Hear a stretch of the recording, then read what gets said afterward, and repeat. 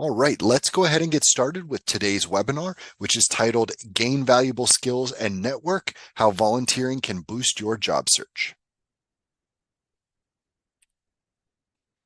Here's a quick overview of what we'll be covering today. We'll spend the first portion of this webinar going over some of the many benefits that volunteering can have on your career. Next, we will discuss some of the ways that you can find and obtain volunteer opportunities. Then we'll go over some of the ways that you can then showcase your volunteer experience to potential employers. And then we'll finish up our webinar today, with our live audience Q&A so that you can have the chance to ask your questions directly with one of our career experts. Okay, so let's begin our discussion by going over some of the many benefits that volunteering can have on you and your career. One of the biggest benefits that volunteering can have on your career relates to learning, developing, and honing different skills. You can often learn different soft or transferable skills, or even some hard or technical skills like using specific software programs or different applications when you engage in volunteer work.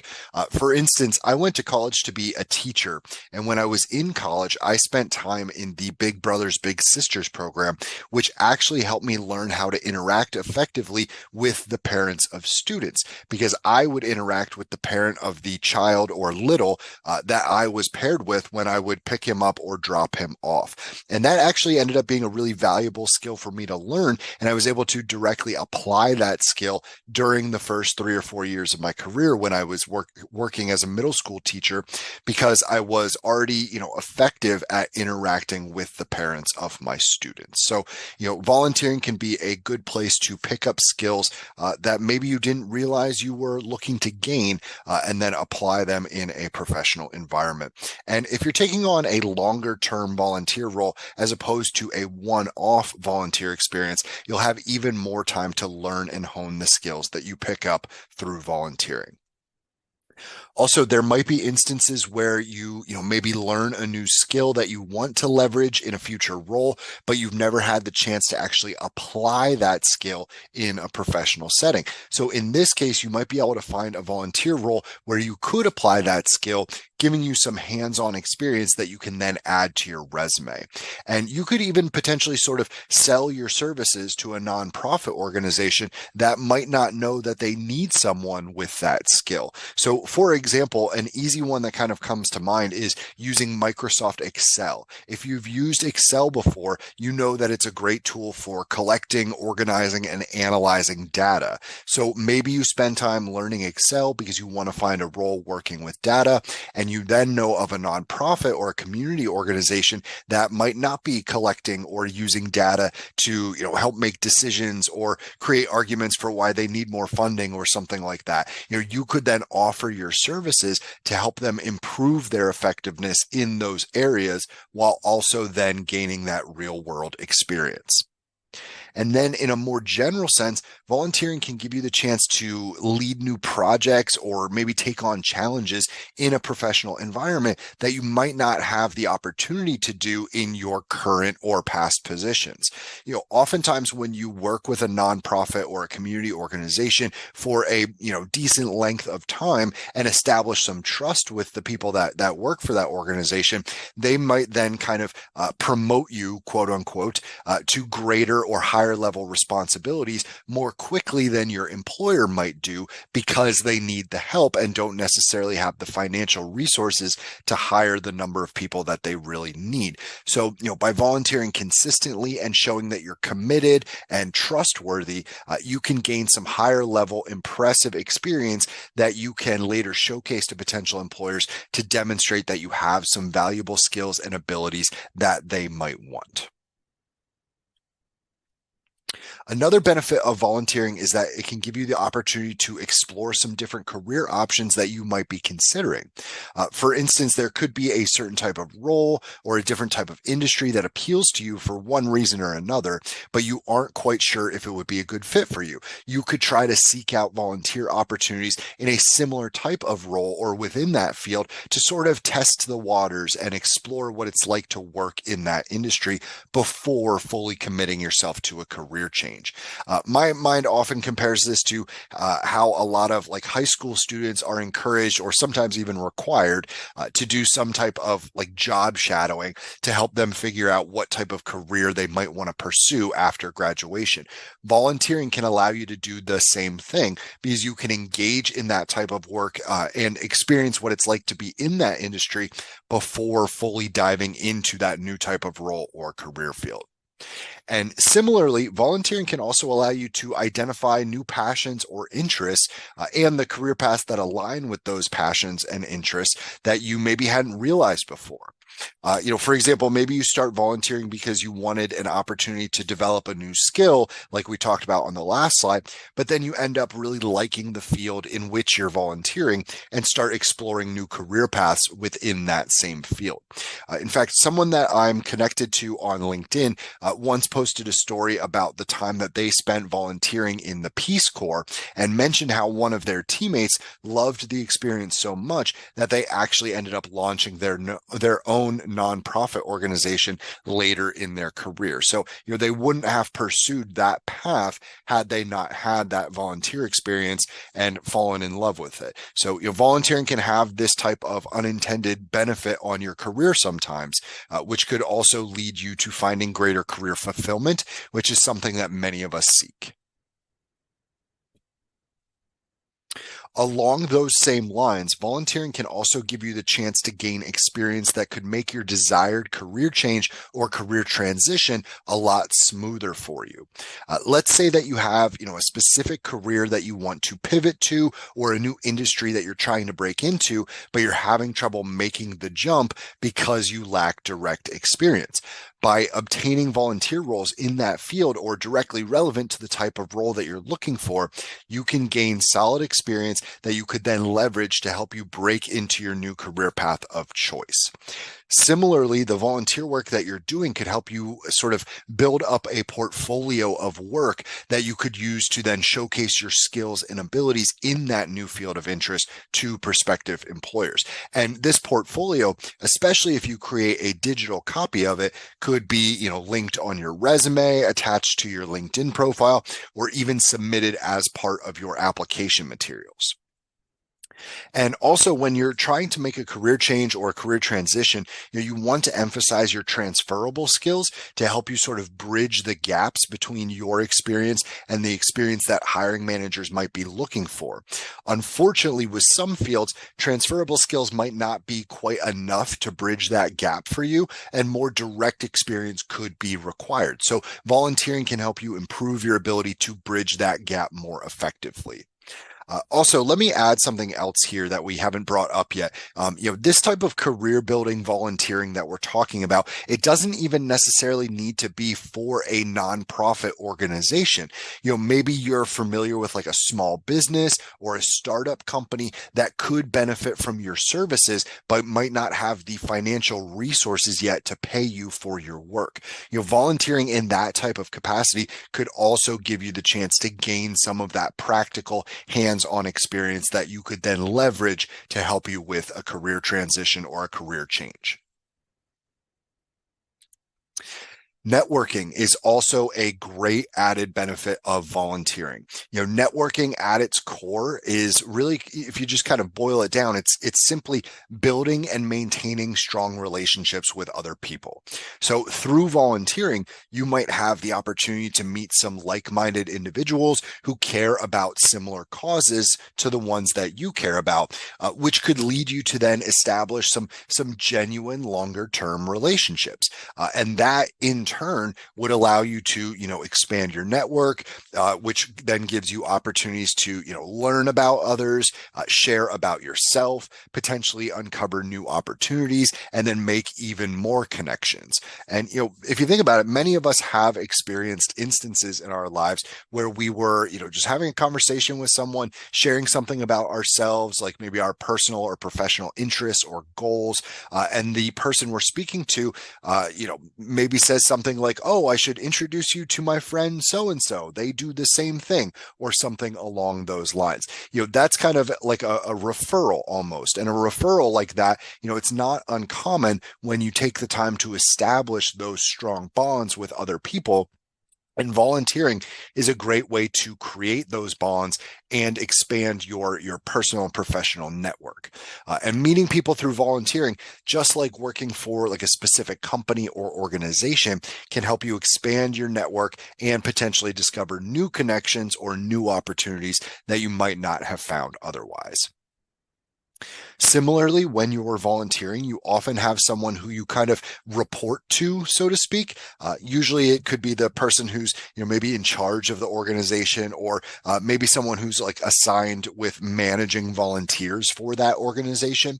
And if you volunteer with the same organization over a long enough period of time, and you make sure that you are dedicated and do a really good job, chances are pretty solid that you could then ask that person to serve as a reference for you when you are searching and applying for new jobs in your field of interest. And this can be particularly helpful if you learned or applied a new skill or gained new experience that's relevant to your career that you're pursuing through that volunteer work, because then that person can vouch for the quality of that skill or your experience directly because they supervised you while you were doing it.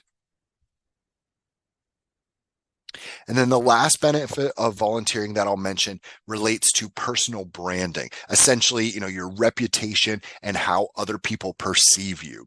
The fact that you are willing to engage in volunteer work, that says a lot of positive things about you, like your commitment to causes you care about, as well as your commitment to developing and expanding your skills, abilities, and experiences. Similarly, the causes that you engage with can speak to your interests outside of work and help you craft a compelling story about who you are and what you like to invest your time and energy in. Plus, there have been a lot of studies that show that volunteering can increase happiness, decrease stress, and improve your overall mental and physical well-being. So, it wouldn't hurt to just be a happier, less stressed out person. For most of us, I can relate to that. And that could then have a positive impact on how you are able to brand yourself to other people. So just a few added benefits that aren't necessarily directly tied to your career progression that I wanted to kind of end this section of the webinar with.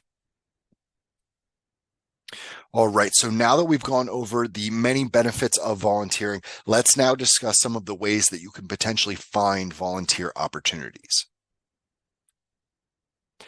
Okay, so let's start a bit smaller scale in terms of locating volunteering options. So first, you can try reaching out to anyone in your existing network to see if they know of any organizations that might be looking for help, or you could tap into any type of community groups or professional organizations that you might already be a member of to see if they provide volunteer opportunities.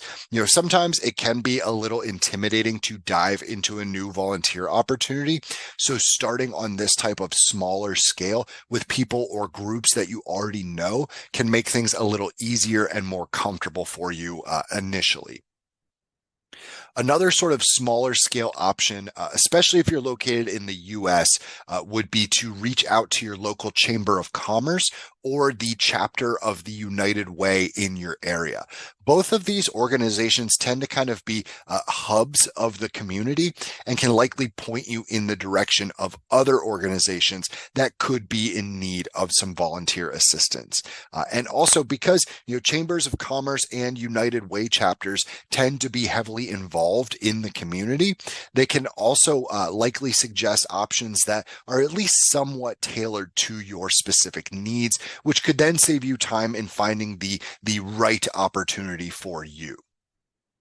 And then branching out a bit from there, there are also a number of online resources that you could tap into. Volunteermatch.org and idealist.org are both well-regarded websites that operate similarly to job search boards and can connect you to volunteer opportunities with nonprofit organizations. So those can definitely be good options to check out. And just like job boards, these types of sites, they offer some filters and search criteria that you can use to kind of narrow down your search and find suitable options to meet your specific needs. And another option would be to use different AI tools like ChatGPT, Google's Gemini, or Perplexity AI. You could go to one of these generative AI tools and ask something along the lines of, I'm looking for volunteer opportunities that would allow me to use, a specific skill or skills that you have in mind. What are some good options for me? Or you could say something like, I want to volunteer and I really care about, and then list, a type of cause or causes. What are some organizations that I should check out? And then from there, you could start researching those organizations and see if they have any volunteer opportunities, maybe listed on their website, or at the very least, maybe some contact information listed so that you could call or email and ask about potential volunteer opportunities. And then lastly, you can try tapping into social media networks of organizations that you already know or care about. Oftentimes nonprofit organizations, especially smaller or local organizations, don't necessarily have the resources to advertise their need for volunteers on a larger or wider scale, but they might post about them on their social media accounts, since that is essentially a free way for them to get the word out. And by following and paying attention to their social media accounts, or the social media accounts of different organizations that you care about, you could uncover some volunteer opportunities you might not have found otherwise. But just like job searching, it's not always easy to pinpoint viable volunteer options right away. So it is a good idea to use multiple strategies and resources to identify and pursue opportunities that could be a good fit for you. Okay, so once you've gained some solid volunteer experience that's worth showcasing to potential employers, how do you actually go about highlighting that experience in a professional way? Let's talk about that now. The first place that you'd likely think of to potentially include your volunteer experience would be your resume, which can certainly be an effective place to include it. But determining where on your resume to include this information can be a little trickier. So I've outlined a few options on this slide in that first cluster of bullet points there. And the first one to consider is a highlighted achievement section. This is a section that usually immediately follows your professional summary section at the top of your resume, and including this type of section can allow you to kind of bring to the forefront some information that would have otherwise been kind of buried a little bit further down on the page. So, if, for example, you engaged in some volunteer work that is highly, highly relevant to the role that you are applying for, including it early on in your resume in this type of section could be a really good idea for you, because then it will be kind of presented to your reader earlier on and hopefully, spark their interest in you and convince them to continue reading about you and your experience. Another option there in that first cluster is to incorporate your volunteer work directly into your professional experience section where you have your other jobs listed. This can sometimes feel maybe uncomfortable or unjustifiable to some people, since volunteer work isn't a paid position, but volunteer experience absolutely counts as professional experience. I would just make sure to indicate somewhere in the entry that it was voluntary so that you aren't misleading your reader.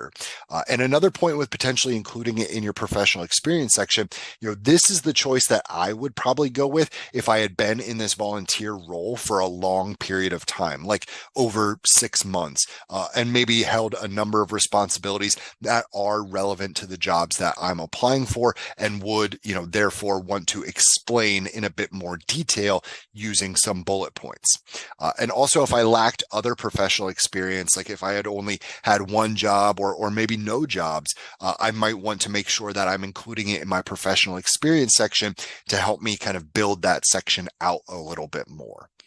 And then the third option for your resume would be to create an additional or specialized section somewhere after your professional experience section, like one that is maybe simply titled volunteer experience, or community engagement, or even independent projects.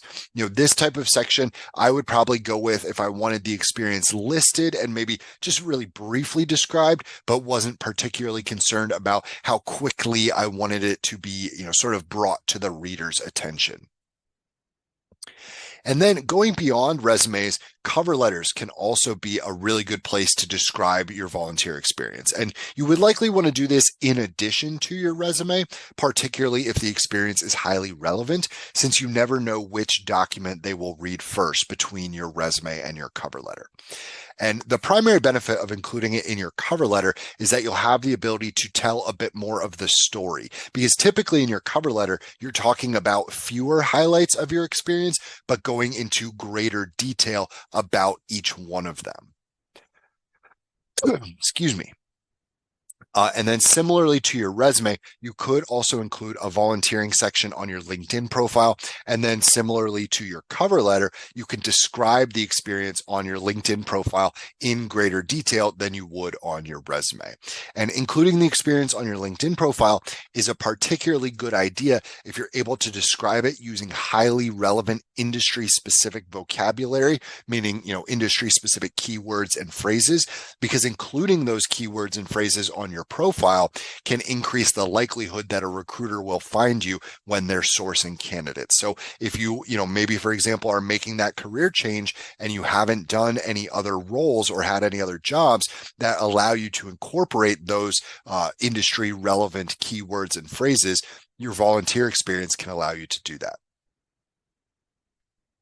And then lastly, like we touched on earlier, if you have tangible and relevant examples of your work from your volunteer experience, you can include a link to a portfolio on your resume or your LinkedIn profile so that you can showcase that work to potential employers. And finally, your ability to showcase your volunteer experience doesn't stop at your application materials. You can also leverage them through your interviews.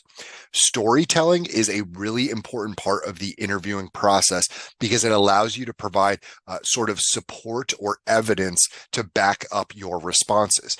If you want to claim that you possess a specific skill or that you're capable of achieving specific results, well, telling a story or sharing an example from your past can help you paint that picture more clearly and more convincingly for your interviewer. So, just like we talked about previously, if you've been using volunteer work to gain new experience or learn and apply new skills, you are absolutely able to talk about those experiences in an interview setting in order to help demonstrate your qualifications and showcase your relevant abilities.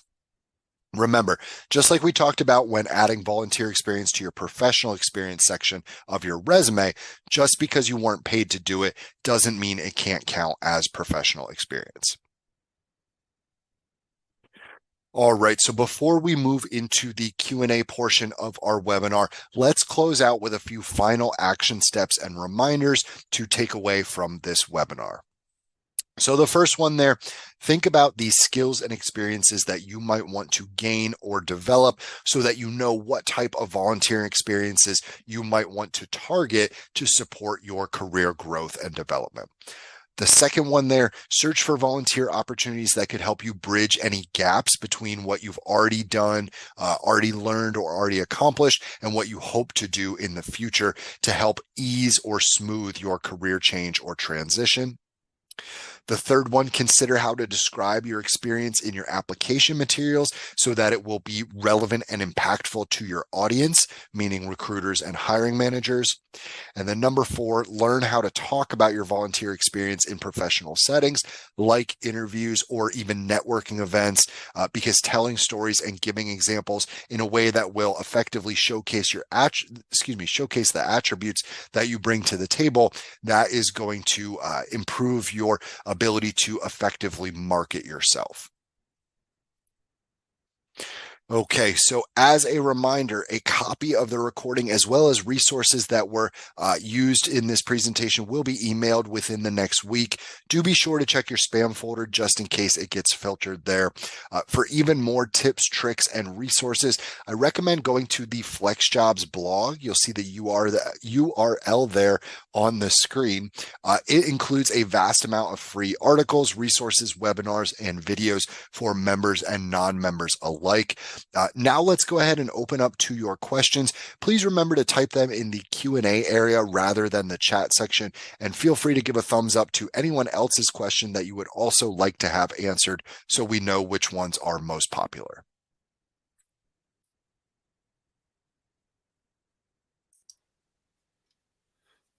All right, everyone, we're going to go ahead and move into our Q&A portion now. Before we dive into your questions, could someone let me know in the chat section that you're able to hear me clearly?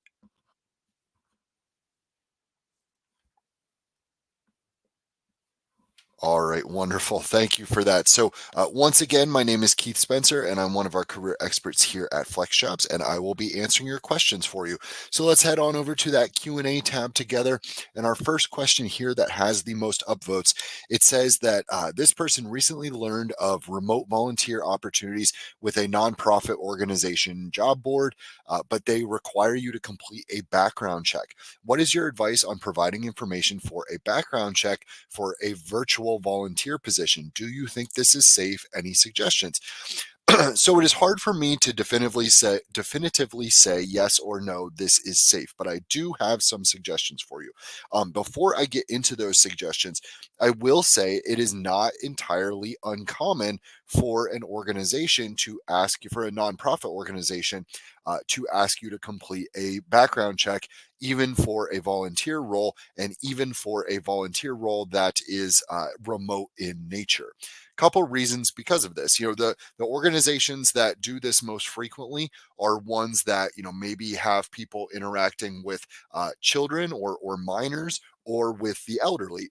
Excuse me, my allergies are acting up today. So they want to do a background check on you just to make sure that you're safe, because you might be interacting with vulnerable populations, and that even goes for if you might be interacting with vulnerable populations in a remote capacity. Another reason might be that you are maybe going to be having access to, personal or sensitive data of other people. So they want to make sure that, you don't have a history of doing nefarious things with that kind of data. Or maybe you'll be having access to different sort of budgets or financial information. So again, not uncommon to have a nonprofit organization ask you to complete a background check, even if the role is remote.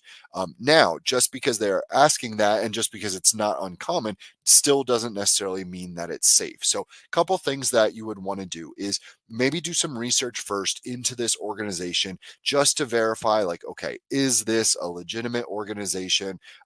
Is this a legitimate role that they are potentially going to, quote unquote, hire me to do in a volunteer capacity? You could also ask, the organization itself about their background check process.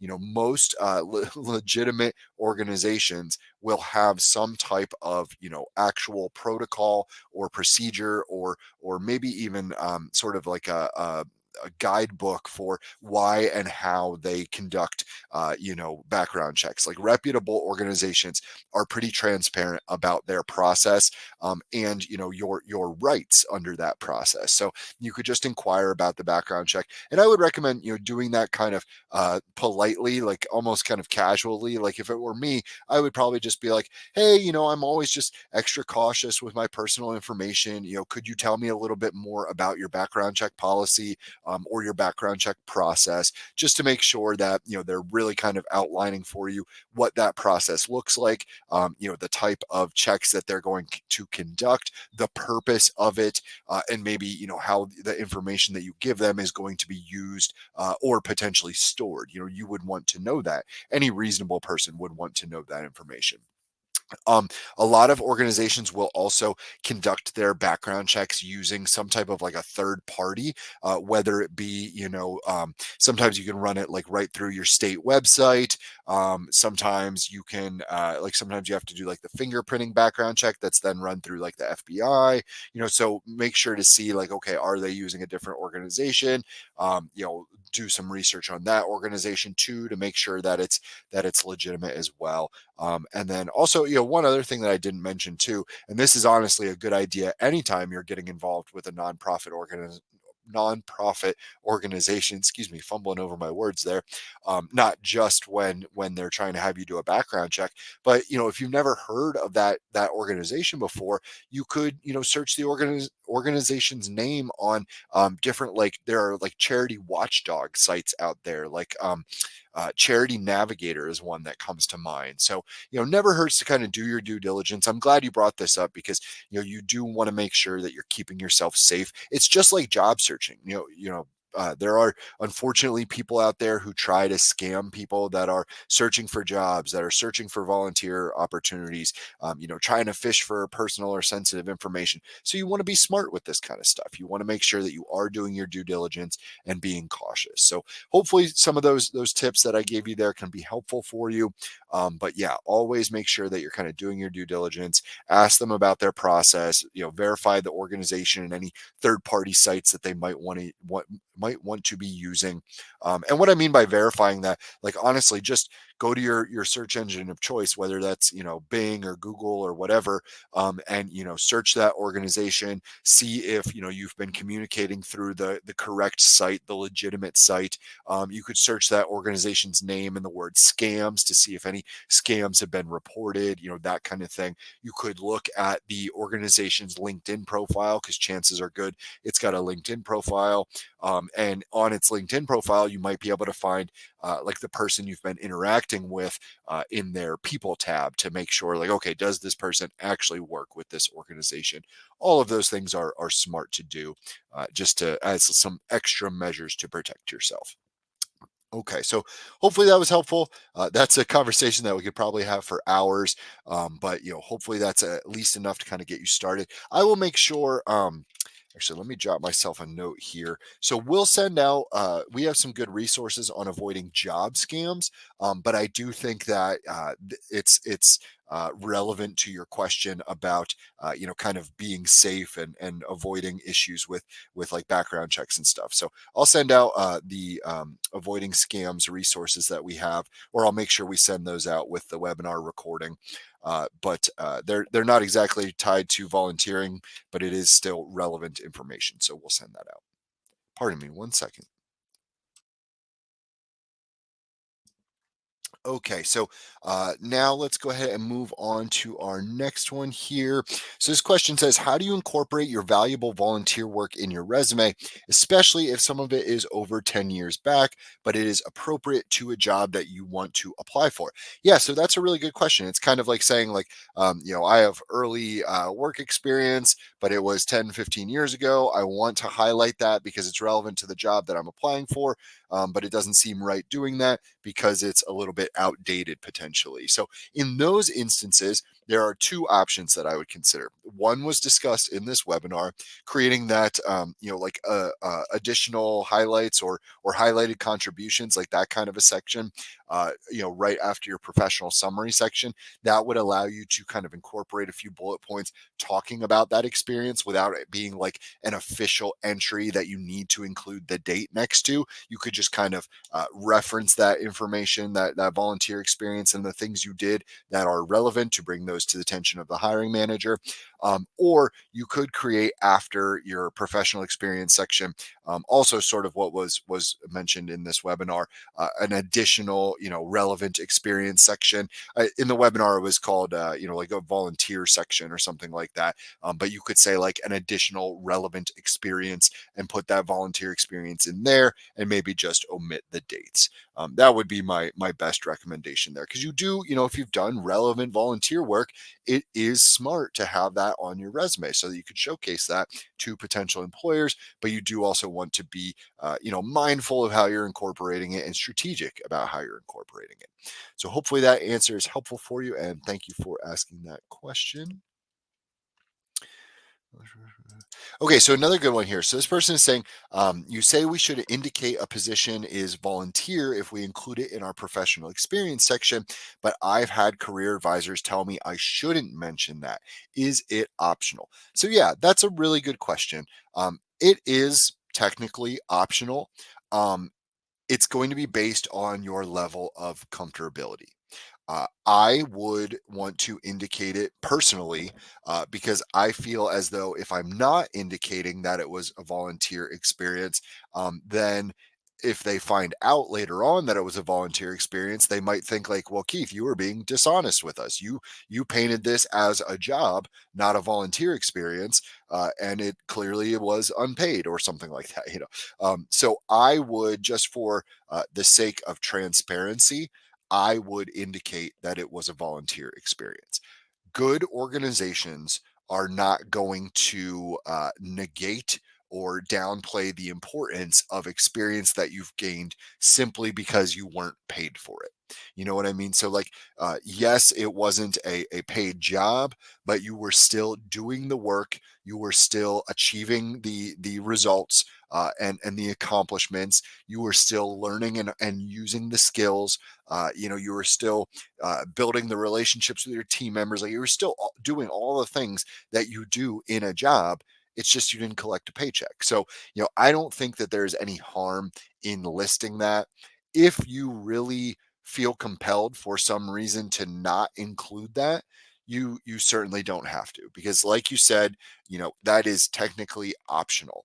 I would just be my paranoid self would be worried that they were going to later find out that it was volunteer and be mad that I perhaps was misrepresenting that experience, if that makes sense. But if that's not something you're worried about and you feel more comfortable just not mentioning that it was volunteer, that's up to you. It's your resume, your document. So I would not fault you for that, I guess, is what I'm saying. But for me personally, I would want to indicate that.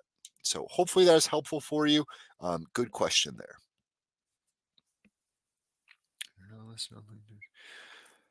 Okay, so another good question. So this person is saying, I feel like if you are not listed on LinkedIn, no one looks at your resume. Is this typically the case? So that's kind of a tricky question. I always encourage people to have a LinkedIn profile. It is we are sort of to the point today where it is kind of expected of people who are professionally engaged.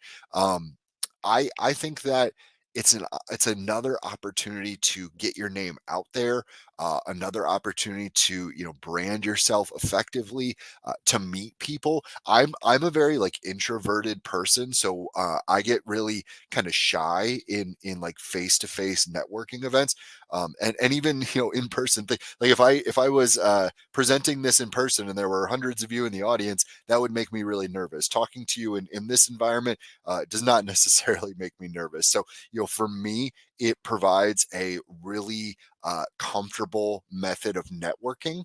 So that's another benefit of being on LinkedIn. But I wouldn't say that you're getting rejected or passed over simply because you don't have a LinkedIn or haven't shared that with the organization.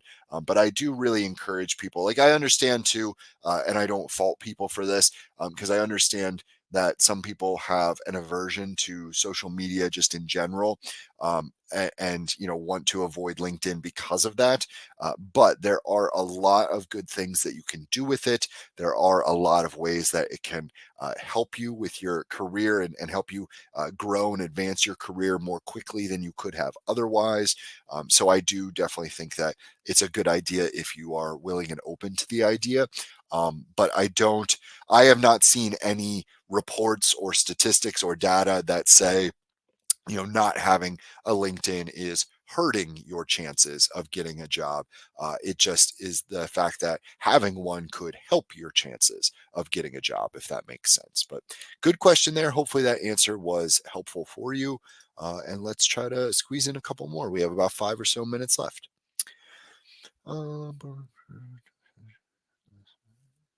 Okay, so here's another good one. What about being a board member in a professional organization such as Toastmasters? Should we be including that? It is sort of volunteer. Yeah, absolutely. If you're on a board of an organization and you're not being paid and you are dedicating time to help that organization and make decisions to support that organization, 100% you could include that. That's volunteer experience. You can include that on your resume for sure, on your LinkedIn, absolutely. In fact, you could make the argument that being a board member carries with it sort of a higher level of responsibility than a lot of other volunteer positions carry with them. So I would, if I was on a board, I would absolutely be, bragging about that. It wouldn't necessarily be in my highlighted attributes section. I might include it in a later section on my resume after my experience section, but absolutely, you could include that on there. Think about it too, like boards often, for example, boards will sometimes be in charge of the like hiring decisions of an organization, or they'll be in charge of planning and dictating how budgets are allocated, and different marketing campaigns and fundraising campaigns and things like that. So again, high level responsibility a lot of the time. So absolutely, I would include that kind of information on both my resume and my LinkedIn if I were on the board of an organization. Even if that organization itself was not necessarily a nonprofit, you are volunteering your time to be on that board and work with that organization. So, really good question. Appreciate you taking the time to ask that. Uh, Okay, so here's an interesting one. So this person has been volunteering as a virtual office assistant since January of 2024, and they have a situation where they're only communicating with that person via email. But would it be appropriate to ask them to be a professional reference after 6 months to a year? So I would say yes, that would be perfectly fine. Um, I I might try. So I'm not entirely clear if you're saying that you've only ever spoken to that person via email, or if the way you volunteer with them now is strictly via email. Like maybe you interviewed for the role, for the volunteer role, over the phone or over Zoom or something like that, but now you only communicate through email. If you have really never actually like spoken to them over the phone or over Zoom, I might try to find a way to sort of tactfully ask them for a phone call. Like maybe just say like, hey, I have something important that I was hoping to discuss with you.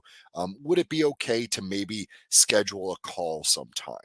And that way you could, kind of talk to them directly and ask them, would it be okay with you if I were to list you as a reference, just sort of as out of respect, and they could have the opportunity then to say, oh, I would be happy to, or, oh, I'm not necessarily comfortable doing that. And usually when I ask someone for a reference, I kind of leave them an out and say like, hey, I don't know if you're comfortable with this, but if you are willing, would it be okay if I listed you as a reference? So that way they have that like I gave them the language to say no if they wanted to say like, no, I'm not exactly comfortable with that. Like it's kind of a polite way to ask. But I would want to. Part of the reason I'm suggesting that is because I would want to maybe talk with them just to kind of maybe kind of like gauge their feelings about me a little bit more. Like, are they happy with my work? Would they give me a good reference, like that kind of a thing? So that's probably the route that I would take. But yeah, I would say sometime between 6 months to a year, that would be perfectly fine to ask them to be a reference for you. Because especially if you are looking for a role that is doing any of the type of stuff that you're doing as a virtual assistant, I would imagine it might be, working with data, or responding to correspondence, or drafting, emails or reports, or messages, or anything that you might be doing in that role. If it's going to be relevant to your target jobs, then absolutely you would want to ask them to potentially be a reference for you. But I just the part that's throwing me off a little bit is that you only communicate via email. I would maybe want to have an actual voice conversation with them. Doesn't necessarily need to be through Zoom. It could be over the phone, but just to get a better sort of vibe about how do they feel about me? Would they give a good reference, if that makes sense? But Good question. Interesting question. So thank you for asking that. Let's try to squeeze in maybe one more. Um, so how recent should my volunteer experience be when adding to my resume? So this kind of relates a little bit to an earlier question. Someone asked about, well, what if my volunteer experience is over 10 years ago? You can still incorporate that. Maybe you omit the dates, but you could put that in like a highlighted attribute section or an additional relevant experience section, just with the dates left out. But typically, whether it's volunteer work or professional work, we usually recommend only going back about 10 to 15 years. But if it is highly, highly relevant to what you are, applying for now or trying to target now, you could incorporate that, particularly if you haven't done anything more recently that is as relevant or more relevant to your target roles. Like if you really just these previous roles are like the only thing you have that is going to be, super relevant to the type of work that you're targeting now, then you would probably want to get that on your resume, and you would want to do so, maybe omitting the dates, just so that you're not dating the experience. But you put that in the highlighted attributes or an additional relevant experience section, or additional, section that's related to volunteerism or community engagement. So good question. Thank you for asking that. Really appreciate you all taking the time to join us today. I hope that this information and the Q&A was beneficial for you all. Really appreciate your insightful questions. It's always a lot more fun doing the Q&A when we have some good questions in there. So thank you all for that. I do definitely encourage you all to join us for some future webinars. We have a couple more good ones coming up this week. Let's see, tomorrow, which is Wednesday, April 24th at 2 p.m. Eastern, we have how to create a winning personal brand to land your next job. And then Thursday at 2 p.m. Eastern, we have a good one about using the STAR method to highlight your achievements, both on your resume and in interviews. So definitely think about checking out some of those future webinars. Once again, really appreciate you taking the time to be here. Hope that the information was helpful for you, and I wish you all the best of luck in your job search. Take care.